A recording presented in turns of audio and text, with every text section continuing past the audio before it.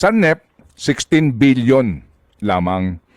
Paglabas po ng GAA, 28 billion na. 11.6 billion ang naidagdag. 2023 ha. 2024 sa NEP, 16.5 billion lang. Paglabas ng GIA, 28 billion na. 12.1 billion, 73% ang in-increase. Tanong namin dito, kailan pa po nagkaroon ng open public hearing para pag-usapan po ang budget ng Kamara? Tara na, panoorin natin ang buong video. Let's go!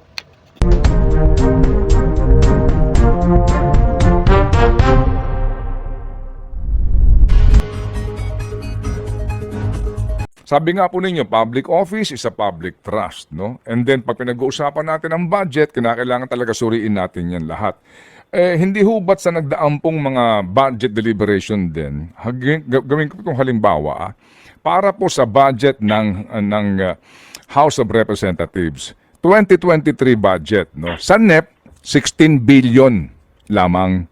Paglabas po ng GAA, 28 billion na. 11.6 billion ang naidagdag. 2023 ha. 2024 sa NEP, 16.5 billion lang. Paglabas ng GIA, 28 billion na. 12.1 billion, 73% ang in-increase. Tanong namin dito, kailan pa po nagkaroon ng open public hearing para pag-usapan po ang budget ng Kamara? Yeah, actually kasama yan sa dinidiscuss kapag deliberation ng budget. So nagkakaroon ng portion kung saan dyan ay... Kailan pa po ito? Kailan pa po ito pinag-usapan in open hearing at who defend the budget of the House? Ang nagde-defend po niyan ay member of the House din. Kasama siya doon sa plenary deliberation. Pero wala So, ito sa every time committee, ma'am? palaging pahuli yan eh. Wala ito sa committee? Sa committee, wala po sa committee. Oo. Ay bakit wala sa committee, ma'am? Oo. Bakit wala sa committee? Considering, ma'am, Madam Chair, na lahat ng departamento, lahat ng bureau, pinasisipot ninyo eh. Bakit pa pinag-uusapan na ang budget mismo ng Kamara, ba't walang committee hearing na para na mapapanood namin? Ano po siya, kasama siya ng parang mga attached agencies din na dinideliberate. Oo nga no, wala po sa committee hearing yan. Anong attached agency? Anong attached agency the House is one sole independent entity. Paano attached agency? Saan to naka-attach sa legislature? Dalawa lang naman sila Senate and the House. Oo.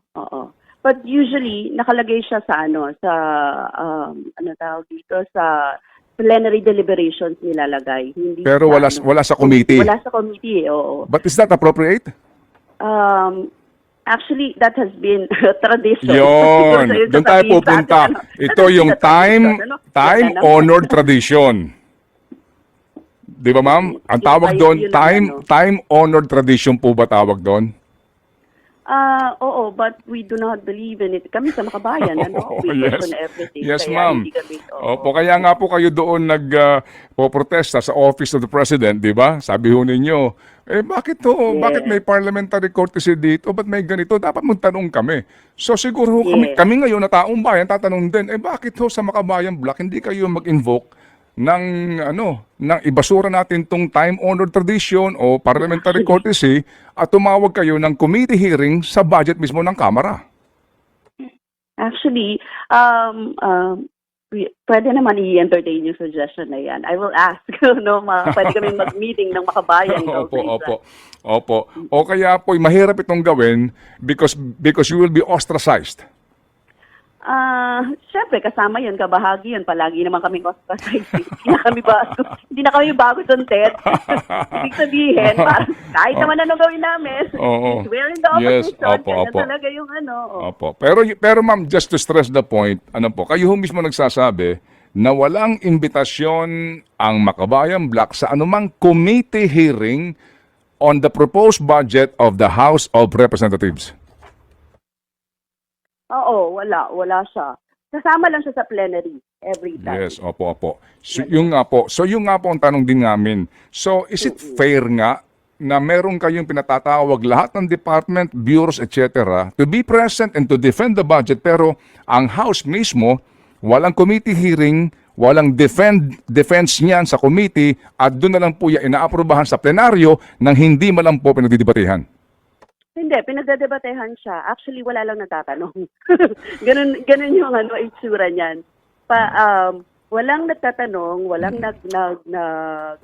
parang katulad din sa Senate, ganyan din yung form nila, di ba? So, it passes, pero in-open sa plenary for Opo. deliberation. So, Opo. yun sa plenaryo siya yung time na yun. Opo. Baka takot magtanong ang mga kongresista. Tapos kami, hindi naman na namin nabubusisi kasi nga, at dami rin namin inaasikaso. But anyway, that's a good point.